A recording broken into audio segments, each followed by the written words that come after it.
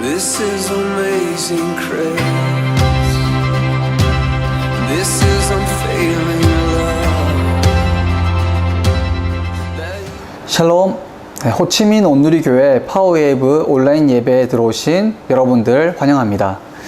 코로나 때문에 많이 힘들고 어려운 상황이지만 이럴 때일수록 우리가 하나님께 의지하고 나갈 수 있는 우리 중고등부 친구들이 되었으면 좋겠습니다. 이 시간 사도신경함으로써 우리의 신앙을 고백하도록 하겠습니다. 나는 전능하신 아버지 하나님, 천지의 창조주를 믿습니다. 나는 그의 유일하신 아들, 우리 주 예수 그리스도를 믿습니다. 그는 성령으로 잉태되어 동정녀 마리아에게서 나시고 본디오 빌라도에게 고난을 받아 십자가에 못 박혀 죽으시고 장사된 지 사흘 만에 죽은 자 가운데서 다시 살아나셨으며 하늘에 오르시어 전능하신 아버지 하나님 우편에 앉아 계시다가 거기로부터 살아있는 자와 죽은 자를 심판하러 오십니다. 나는 성령을 믿으며 거룩한 공교회와 성도의 교제와 죄를 용서받는 것과 몸의 부활과 영생을 믿습니다. 아멘.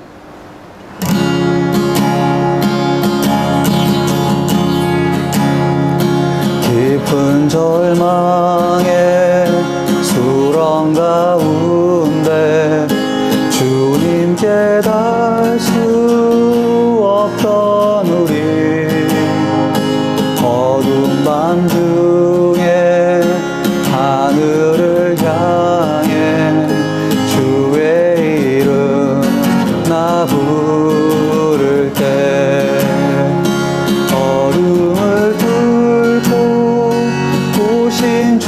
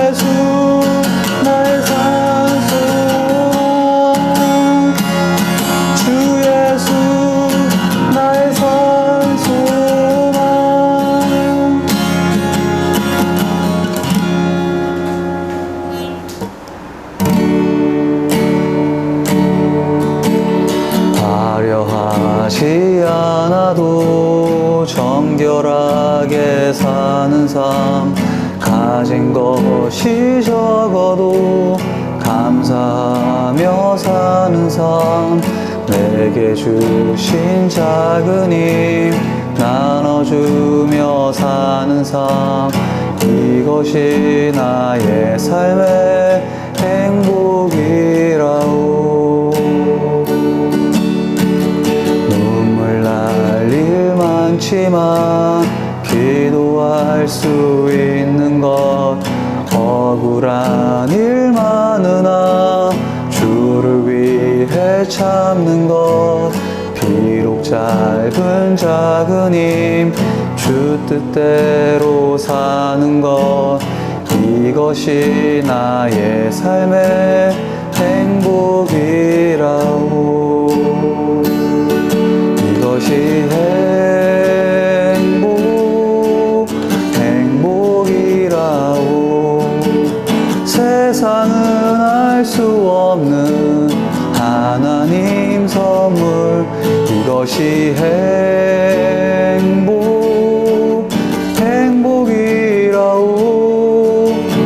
하나님의 자녀로 살아가는 것, 이것이 행복이라오. 이것이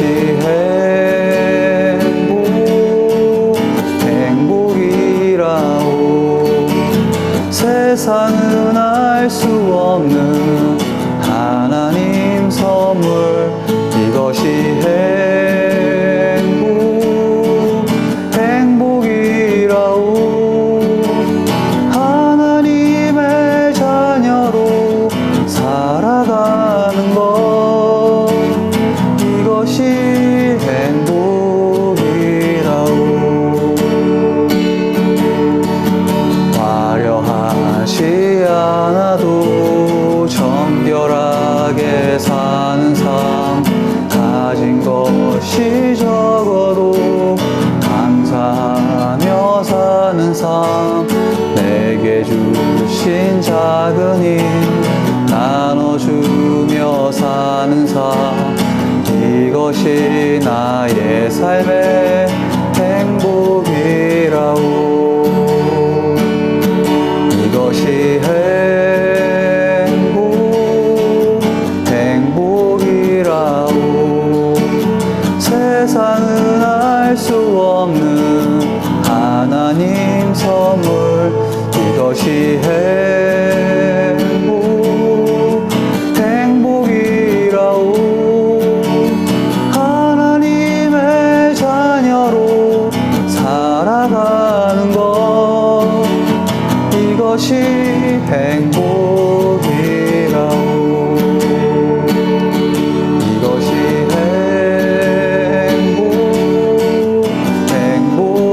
행복이라오. 세상은 알 수 없는 하나님 선물, 이것이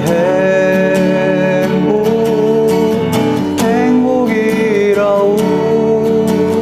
하나님의 자녀로 살아가는 것, 이것이 행복이라오. 이것이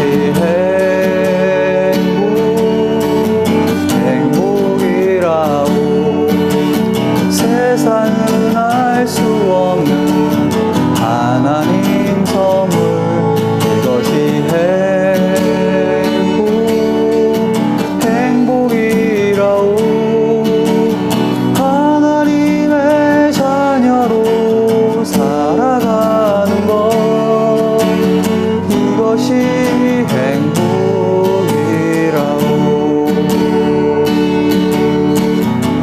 이것이 행복이라오.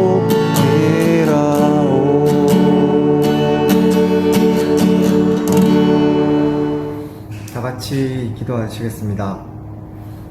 하나님 아버지 감사합니다. 오늘 저희가 이렇게 모여서 하나님께 기도하고 찬양하고 감사할 수 있게 허락해 주심에 너무너무 감사드립니다. 하나님 아버지, 저희들을 긍휼히 여겨 주시옵소서.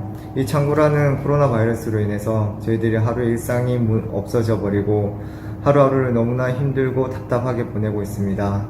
아버지, 이 또한 당신이 주관하시고 당신이 능히 이겨내시며 또한 이것들을 올바르게 바르게 넣어 주실 수 있는 분이 오직 당신밖에 없음을 저희들이 입술로 고백합니다.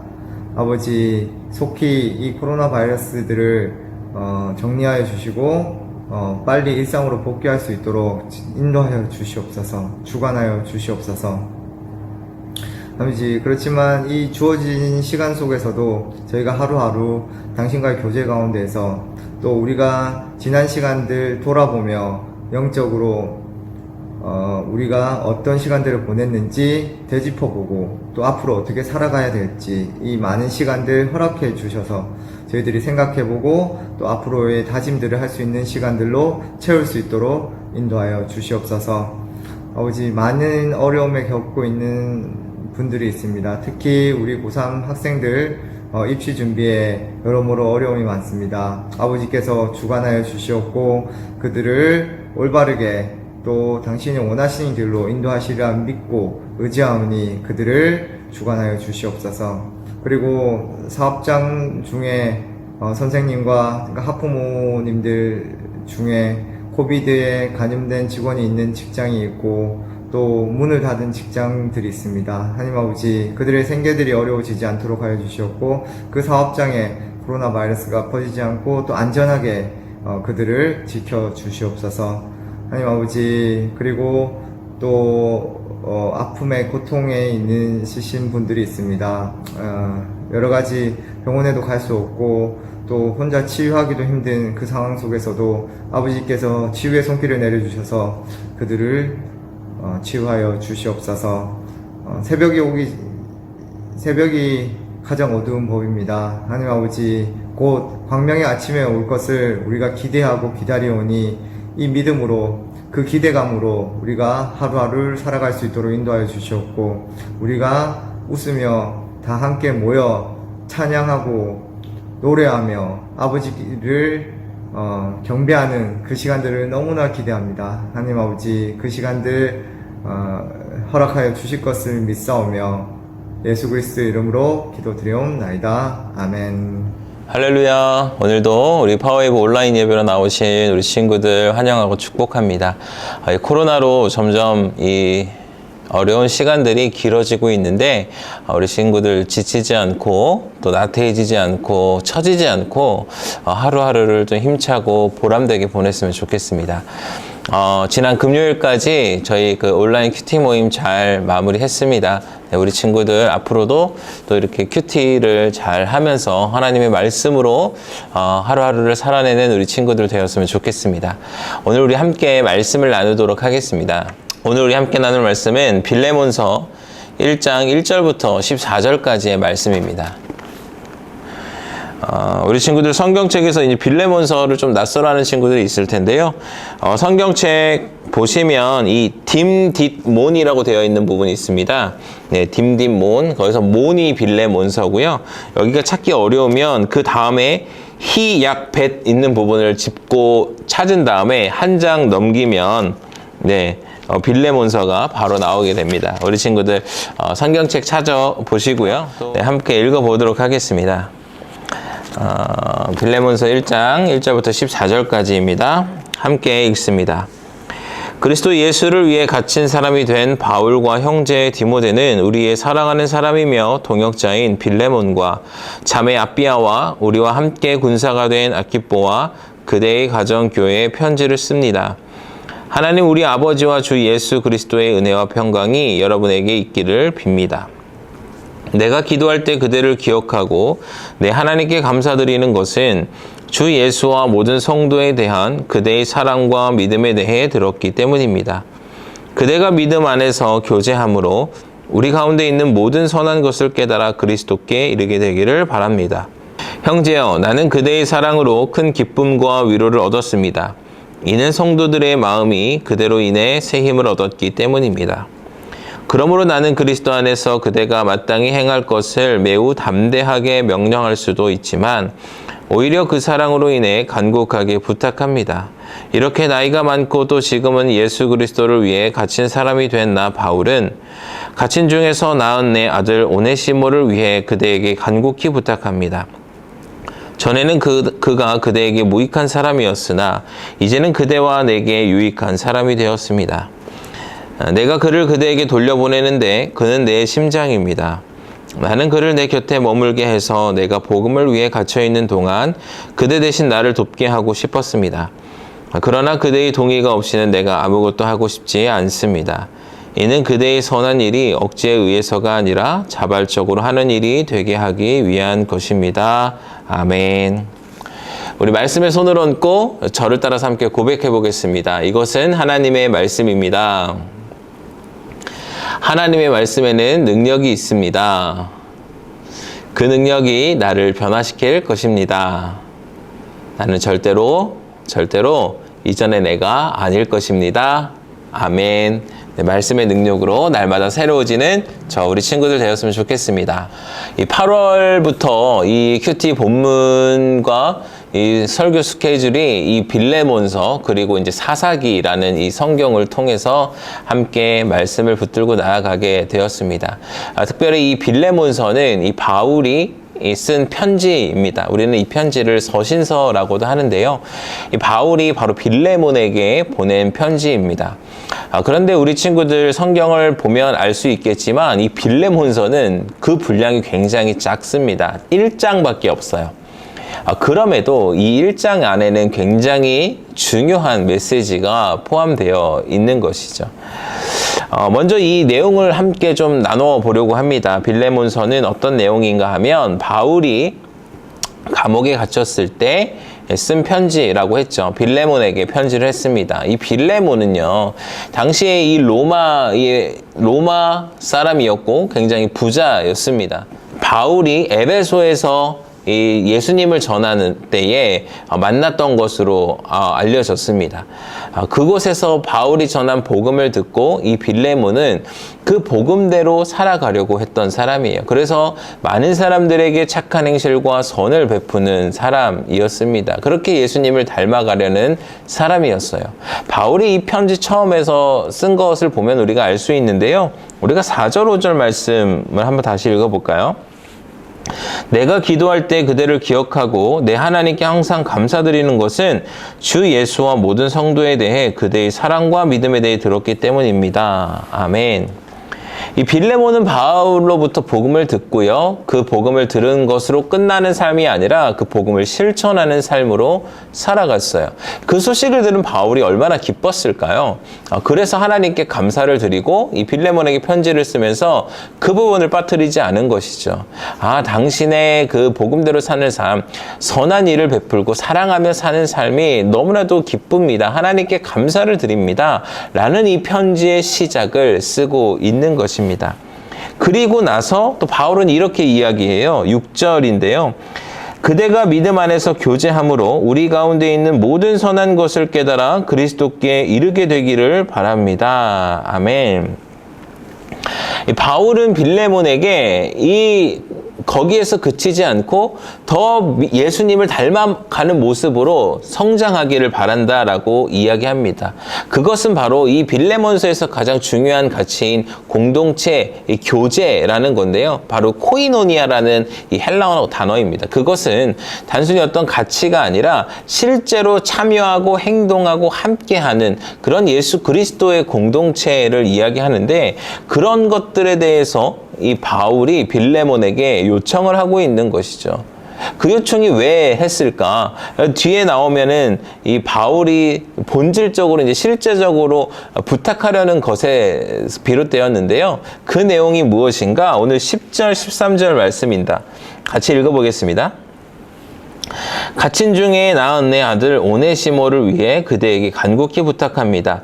전에는 그가 그대에게 무익한 사람이었으나 이제는 그대와 내게 유익한 사람이 되었습니다. 내가 그를 그대에게 돌려보내는데 그는 내 심장입니다. 나는 그를 내 곁에 머물게 해서 내가 복음을 위해 갇혀있는 동안 그대 대신 나를 돕게 하고 싶었습니다. 아멘. 여러분, 당시에 부자였던 이 빌레몬은요, 다른 사람들과 마찬가지로 이런 종들, 노예들을 데리고 있었습니다. 여기에서 나온 이 오네시모가 바로 이 빌레몬의 종 중에 한 사람이었던 것이죠. 그런데 어느 날 이 오네시모가 엄청난 사건을 저지르게 돼요.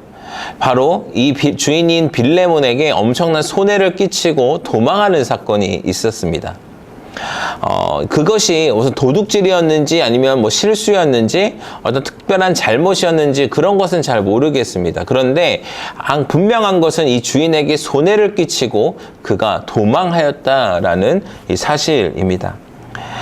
그런데 그런 오네시모가 이 감옥에 있던 이 바울을 만나게 되었고, 바울을 만나서 복음에 대해 듣게 되었고, 예수님을 믿게 되었고, 바울의 아주 귀한 조력자가 되었다라는 사실이죠. 그래서 사실 이 바울이 이 오네시모에 관하여서 이 빌레몬에게 부탁을 하고자 편지를 쓴 거예요.